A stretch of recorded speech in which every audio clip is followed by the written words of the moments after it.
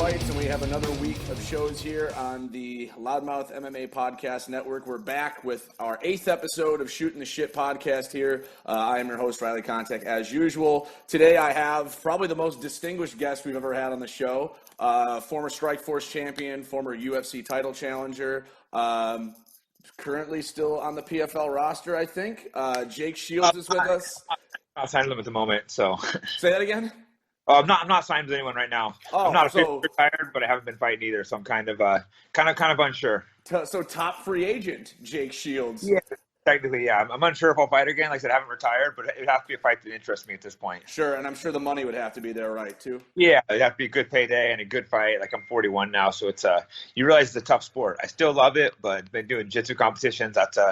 It's a way to stay in shape and competitive, but it's not as hard on the body. Yeah, that's awesome, and hopefully we do see you back in the cage. I think it's definitely worth the price of admission. So before we get started, we actually have a sponsor, surprisingly. So I just want everyone, and this is only for the state of Illinois. That's where most of our viewers are from. But if you're looking for a home improvement project, I want you guys to check out Cornelius and Sons on Facebook. For all your home improvement project needs, you can contact Raul. He's a great guy. He's done some work on my house this week. Really friendly guy, fair prices, good work. So again, check them out on Facebook. That is Cornelius and Sons LLC. So Jake, really, thank you so much for being on the show. It's really tough getting guests. A lot of them flake out. Not you. You eventually made it on. So I ended up thinking once or twice, I think. Sometimes just things pop up in our schedule. Yeah, no, and I understand that, but I mean, you followed through. So I got no grudge to hold, and I'm flexible. So like I said, I do appreciate it. So kind of got the first question off the table. You're still fighting, so you're a free agent who needs the right thing. So, obviously I'm sure you're a fan of the fights as well. The PFL is definitely a really different type of organization. It's got a season and playoffs. What would you weigh the pros and cons of that setup in that type of environment? I mean, I think it's cool because there's no politics behind it. If you're winning, you're winning. They have an exact system set. If you meet the criteria, you're gonna get a title shot. So that's great. They can't play anything to screw you over. So that part is cool. The cons, it can be tough, because it's a lot of fights, especially someone a little older like me. When you're fighting, I think it'd be like 5 times in like 6 or 7 months. And that's a little too much for older people. So I think it's a great show for young up and comers.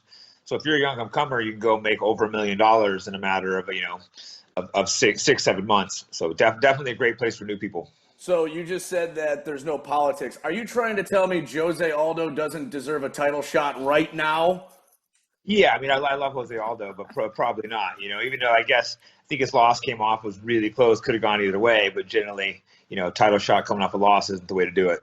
Yeah, I think most people kind of scratch their heads at that one. But listen, I'll watch the fight. I think it's interesting. We'll see if Jose can make the comeback. I mean, he is one of the greatest of all time in the lower weight classes. So. But sometimes these guys get tired, and like Conor will get title shots a lot easier than he should. Stuff like that. Well, I think that's the nature of the beast. You're in a drawing sport. Whoever draws is going to get more opportunity. So, unfortunately, it does make sense from a business standpoint. Yeah, you see why they do it, but just sometimes it sucks a little bit too. Right, and I understand that too. So, you're living in San Francisco. How is it living in San Francisco, especially in recent times? We try to stay away from politics on this show, but I think question number one is how many people have you seen shit on a sidewalk in San Francisco? No lie, probably like 50. I wish that was an exaggeration, but unfortunately, that literally happens all the time. I have no idea why I'm here. The city's just completely falling apart, and now it just sucks to have so many friends here because there's there's beautiful parts of the city too. Don't get me wrong. There's nice parts, but there's literally tent encampments everywhere. Businesses still can't open, so we can't run our gym. But yet there's crackhead block parties. Yeah. So they gave a lot of the drug addicts free hotel rooms. They would stay in. They would come and give them free drugs. But all they do is they take their free drugs and alcohol and they go out in the streets and find more drugs. So they're like dancing on the streets, having parties. It's insane here right now. I don't even think it's remotely surprising what you just said. Hey, drug addicts, we're going to give you drugs and hope you do the right thing. Okay. Yeah. I tried going through some of these bad neighborhoods and filming the other day because it's not believable if you don't see it. They're having these crackhead block parties, but then the I think it's MS-13 or whatever. They came and chased me out, so I got kind of scared because I think they have guns. Like, hey, because they don't want the video footage to go viral, so they come out and like chase me out of the neighborhood. So I'm like, yeah, I'm not going to get shot filming this. Wait, MS-13, the Latino gang?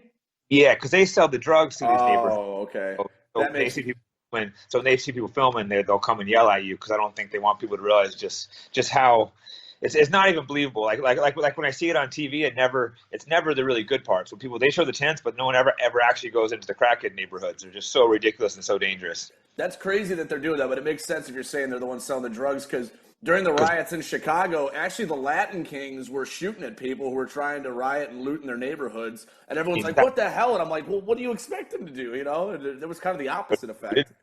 Yeah, so it's an interesting city right now.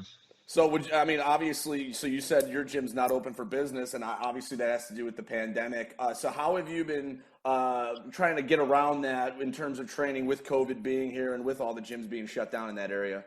Yeah, well, I mean, luckily, we have private gyms and people. I think a lot of people train throughout the country. I think a ton of gyms never really closed. We kind of, unfortunately, I actually had a boating wreck like a month ago, so I've been a little hurt anyways. So I've been kind of barely training, but not really because of COVID. But I think a lot of gyms are kind of secretly opening up or not following guidelines. And at this point, it's kind of in San Francisco, I think cops are only allowed to come to certain calls now. And so if you can't come to most criminal calls, how are you going to come close someone business? So I think a lot of business kind of start opening. Yeah, and I actually have a friend who's a lawyer in San Francisco, and he says they don't respond to car break-ins. And this was before the pandemic, so. They've already not responded to car break-ins. I got hit by a DUI once, a really, really drunk person. They didn't respond to that. So it's like, they're not going to respond to this. How are they going to respond and shut down businesses? How do they not respond to a DUI? That's pretty insane. Yeah, a drunk driver hit me and like messed me up a little bit. And they're like really, really drunk and called the cops like 5 times and never sent anyone out there. So that's insane. I hate to say it, your state is falling apart, brother. Yeah, the mayor just said they're going to even send less cops to things. So. God, hell in a handbasket real quick. So you said you were in a boating accident. What was that all about? We were out wakeboarding, and I think never really think about like drinking and boating. You always see, oh yeah, people get DUIs. I'm always, oh, what a stupid thing. I was drinking, my friends drinking. I wasn't really paying attention. We were always drinking, and then we're flying at the end of the night, head-on collision with another boat. Sunk the boat. It's one of those things. I never thought you could get hurt on boats, but it was pretty gnarly. Like, holy shit. Yeah, we're seeing out in the middle of the water, all jacked up. It ended up not being too hurt. Like I'm recovering now, and starting to train really light today. Well, that's scary, especially for a guy myself who spends time on boats. I see why they give DUIs on boats. I always laugh, but now it makes sense. Yeah, I mean, like in the Chicago River on St. Patrick's Day, if you take your pontoon boat out, the driver is the only person who can't even have a beer. So they actually enforce that in Chicago and Lake Michigan. So. Don't enforce that heavily in California. I know people can get DUIs, but everyone always kind of laughed at it. Oh, a DUI in a boat. But now I'm like, all right, I guess. After I did that, some friends that boat a lot, I guess they say, oh yeah, there's like a lot of boating accidents. It's actually a thing. Something I was completely unaware of. That's insane. When I think of drinking and boating, I always think of that Cowboy Cerrone story where the guy was fucking with him and he accidentally clipped his boat and Cerrone came out and he accidentally hit him with a left foot in the head. Accidentally. Yeah. So one of the things that is the most memorable, I know like MMA is kind of a fringe sport. I mean, for people like me, it's like the sport, but for the casual fans, a fringe sport. One of the big things that got attention in MMA was Bully Beatdown. Now, if I'm not mistaken, you were on that show roughly 3 times, 4 times, some of that? Into the pilot too that never aired, so like 3 or 4 times I think I did those. Yeah, that was a fun show. Gotcha. Now I don't know how much you're allowed to give away, but I have had friends that watch that show that says this shit is staged, everything is contrived. These are actors that are willing to fight. Anything you can spill on that show? I'm sure you enjoyed yourself. Yeah, I think it's kind of a mix, to be honest. I think what happens is people would send the tapes to what was it on MTV, and they would just take it. So some of the situations were probably friends, totally made up. Other situations might have been real. I'm not really sure. And as far as us and the bullies, they would just be like, they would tell us to rough them up, just not to be like too tough, Too bad. I mean, they really did have us roughing them up and stuff. And I think some of the cases are probably real bullies, but I think a lot of the cases, the guys might have been friends with each other and like, hey, let's go on TV. And but MTV wasn't involved with staging it, though. I know that. Okay, yeah, because I mean, like some of those things, like when Mayhem would like break into their house and shit, looked so contrived. It was just like, okay, maybe this is a real thing, but they're staging the setup. I don't know. No idea about that part because I wasn't involved in any Mayhem, but I know when we were at the thing, it seemed like some of the guys were friends with them. It seemed like some of them didn't like each other, so it seemed like kind of a mix. That's how it appeared to me. That's definitely possible. I know that show was definitely good for. It was definitely good for killing a half hour if you were bored in college, you know, like myself. So, so the other thing I wanted to talk about before we talk about the big topic, which is firearms, is your rivalry with. I'm going to say his last name wrong because I always do. AJ Agazarm. Honestly, one of the most entertaining things I've seen in Brazilian Jiu-Jitsu and submission grappling. What is the kind of the roots of that rivalry, and then that grappling match you had where you guys started smacking each other? Like, just kind of tell me all that stuff. It just happened. Well, originally I'd never heard of the guy because I wasn't really following Jiu-Jitsu all the time, and I just took a match with him. And I was like doing an interview, and then he called in the interview and started talking about how he like tapped me out a bunch of times at Henzo's. And I had no idea who this guy was. I'm like, who is this clown? And then I get to the match, and then he's at the weigh-in. I think he goes to me like, the rules were if it was like no submission, it was gonna be a draw. And he's like, I'm gonna go out there and I'm just gonna not get tapped and make it a draw. And I'm like, what kind of bitch thing is that? You're going out there trying to get a draw? So I know that I called him a bitch, and after the weigh-ins, I went like dumped a cup of water on his head, and we almost got in a fight at the weigh-ins. So then the match, we were like getting into it a little bit. But then after that, we got into it like 3 or 4 more times. I ended up, Gary Tonin had a match with him. And then I tried shaking his hand after the match, and he talked shit, so I ended up kicking him there. And we got into it at Chael Show, got into it one more time. But then him and Nick ended up being friends, Nick Diaz. So after that, at first, I was like, oh, fuck this guy. But eventually, I'm like, all right, Nick's my good friend. If Nick's his friend. So me and AJ are like, I wouldn't say we're friends now, but we're kind of cool. When I see him, I'm like, oh, whatever. You know, I'm not going to start fighting a friend of a friend. So at this point, the rivalry's mostly dead. Water under a bridge to say. Yeah, that's way. It was fun times when it lasted. We had fun. We were just both talking shit. Like, you know one thing about AJ? He can be stupid as shit, but I'll give the guy credit. He has balls. Yeah. He tried fighting 3 or 4 times, and a lot of times guys won't do that. So at least, he might not be the brightest always, but at least he has balls to step up and fight. So I can respect that. No brains, all balls. Exactly. That's the recipe. But the guy talks shit and then he runs, or when you smack him, he runs and tells on you. Those are the kind of guys I can't respect. At least he'll like fight back, or he's not going to whine about it when you hit him. So that's why I'm like, all right, the guy's not that bad. Yeah, for sure. And yeah, the one I've watched the video several times of you at Chael Show, and that's just great video footage right there. Yeah, so I think at this point we're probably it's probably behind us. Well, that's unfortunate because I'd like to see one more of those. But hey, maybe down the line. Maybe him and Nick will stop being friends and you can get a hold of them. Get into it again. Yeah. All right, so the big thing was this was actually supposed to be taped yesterday. This show will be up next week. You know, for the people listening to this, it'll be this week for you guys. One of the reasons you dumped out, which was a legitimate reason, was you were at the gun store looking to purchase some firearms. So are you a previous gun owner, or are you somebody that's just getting into it?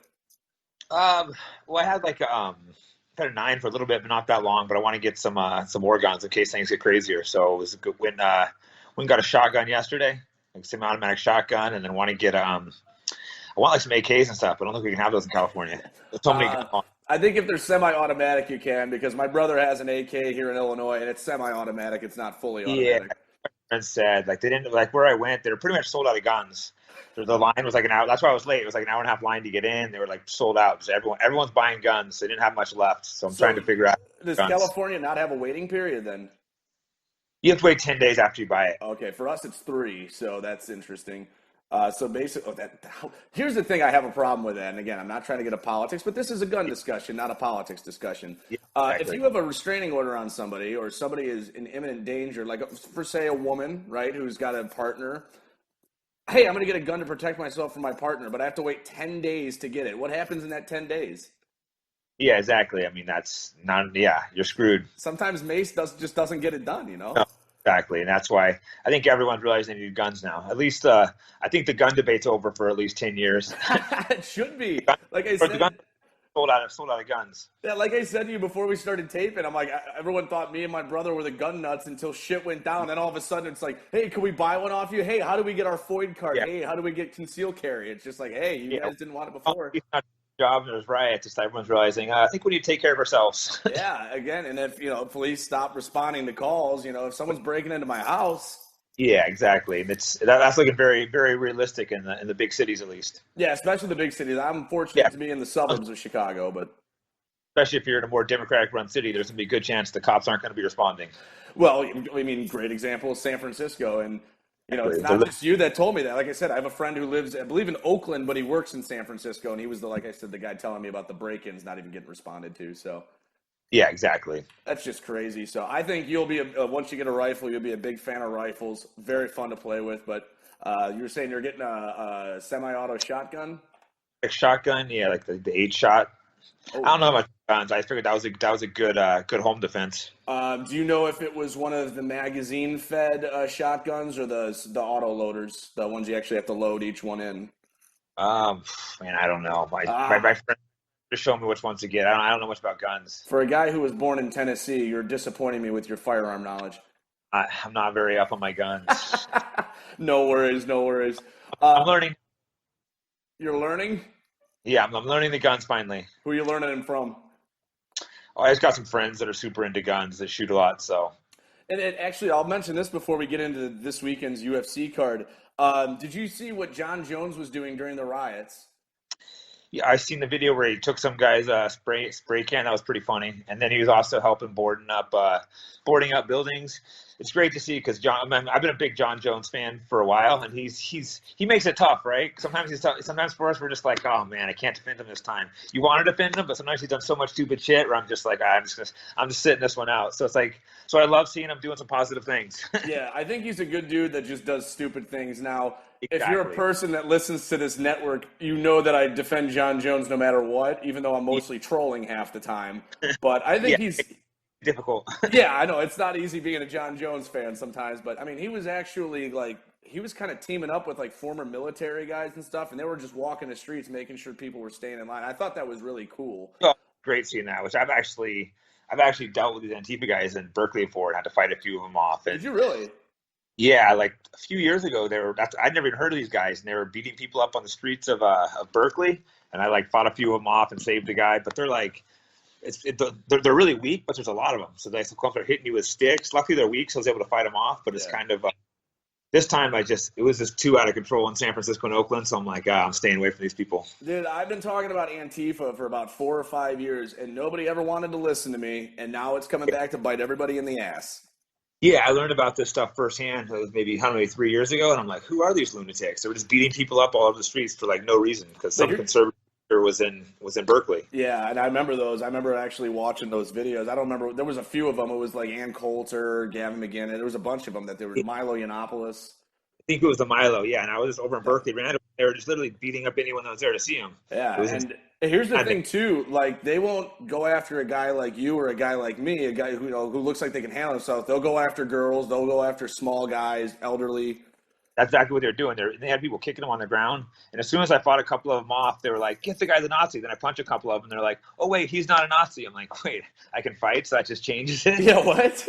If I remember correctly, history, the Nazis were pretty good fighters in World War II. I don't know how that would be. That doesn't make any sense. No, luckily, these guys can't fight, but there's a lot of them. So yeah, and I dealt with them in Chicago one time. It was actually a Milo speech, and a couple of them were being dicks, but they wouldn't come up to me because I'm 6'4", 215 pounds. Exactly. 5'4", 115 pounds. That's a different story.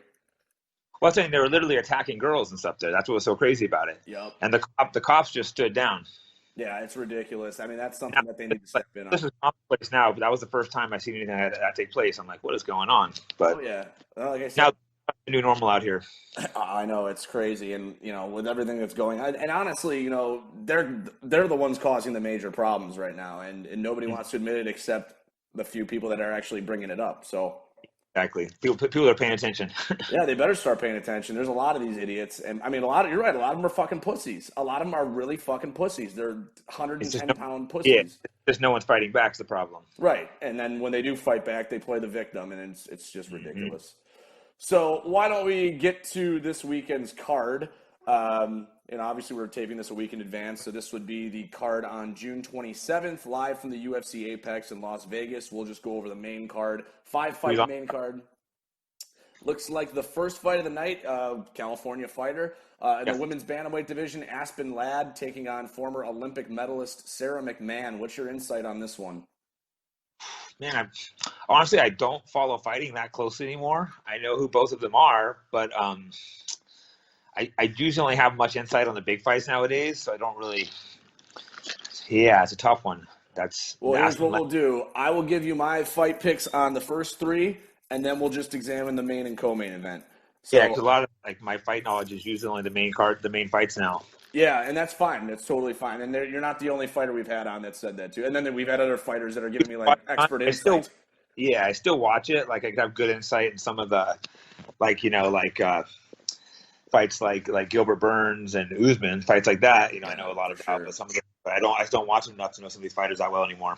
All right, so I'll do a quick breakdown of the first three fights, and then we'll go over the co-main and the main. Opening fight, Aspen Ladd, Sarah McMahon. Obviously, McMahon wants to get the fight to the ground with her wrestling. Aspen Ladd, a little more well-rounded, a lot younger, really a blue chipper, a person that should be fighting for the title in the next 2-3 years. I will give Ladd the advantage here just based on striking and takedown defense, and plus I think McMahon's lost a little bit of a step since her pregnancy. So I will take Aspen Ladd in that fight.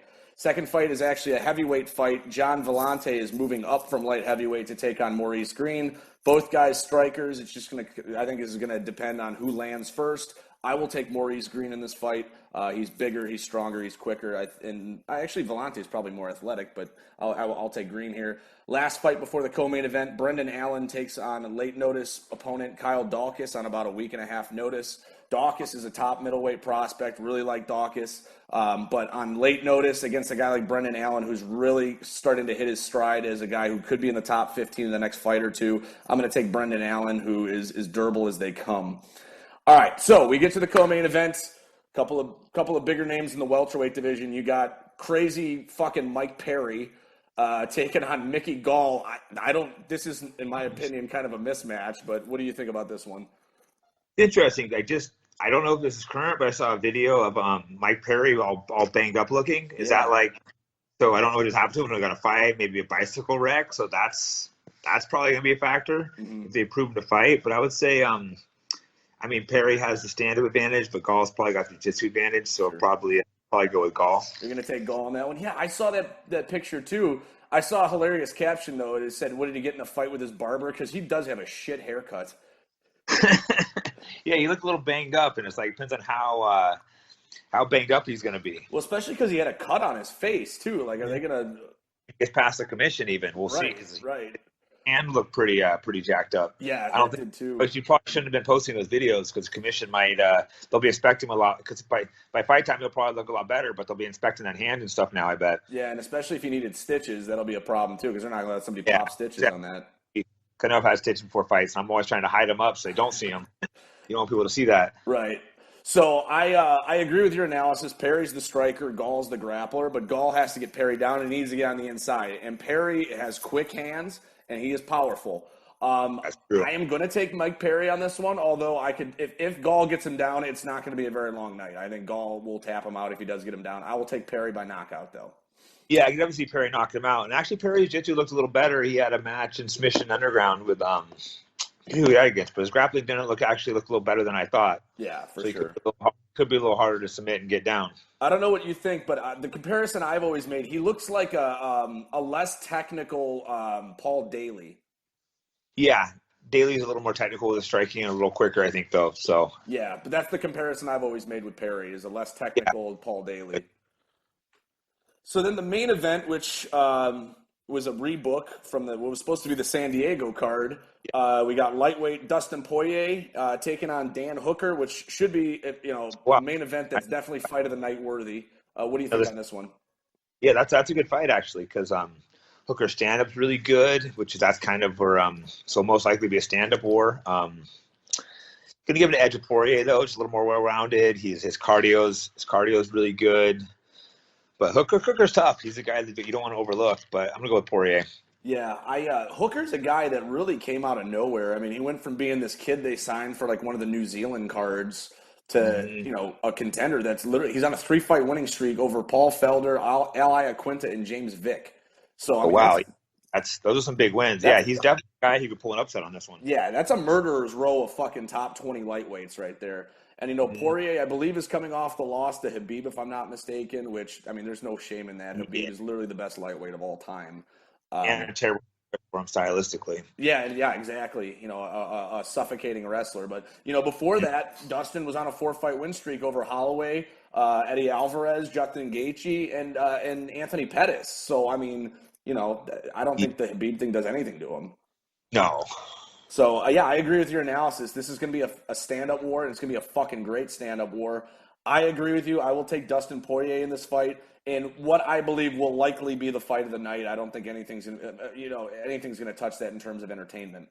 That should be a good stylistic fight, and then banging it out. Unless there's a quick knockout, and then you're disappointed. Right, and then here's the thing too: if Poirier wins, he has a win over Justin Gaethje. Is he next in line? But because everyone's thinking he's going to fight Khabib, obviously. Yeah, but it puts him close. But I would think definitely Gaethje Khabib next for sure. Absolutely. So. Yeah, that fight is this Saturday from the UFC Apex, June 27th. Like I said, a great card. Really looking forward to it. And I'm just happy that, fights are back. That kind of had fights blocked out for a while. At least Dana was trying to keep him going. Yeah. Even though sometimes I don't like Dana, but at least he had the balls to keep trying to push fights through when everyone's telling him not to. Yeah. So I can 100%. And then what drove me fucking nuts, and this will be the last thing before I let you go, and I talked about this on a previous show. I'm technically a part of the MMA media. I don't like to consider myself a journalist because I'm not. But the fucking journalists were trying to get these fucking events canceled. Yeah, the MMA journalists, dude, I don't get why they even cover the fucking sport. They try to get it canceled. Whenever there's a brawl at an MMA fight, they whine about it and say how unprofessional it is. It's like they're so disconnected with the reality of it. Like okay, I've been in some brawls, obviously, and like when Khabib got I watched that. The whole crowd was going crazy. Like, that's so sick. Then I went on Twitter, and the MMA world is just calling it a shame and how it'll ruin Khabib's legacy. And I'm sitting there being like, am I out of touch or are they out of touch? No, but they then are.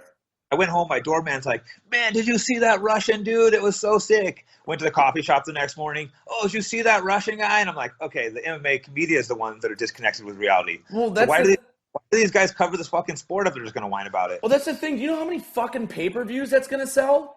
Exactly. These guys are just so out of touch with reality. All they do is bitch about every little thing and like, oh my God, he punched someone. It's like, dude, we're fighters. Oh, a fighter punched someone.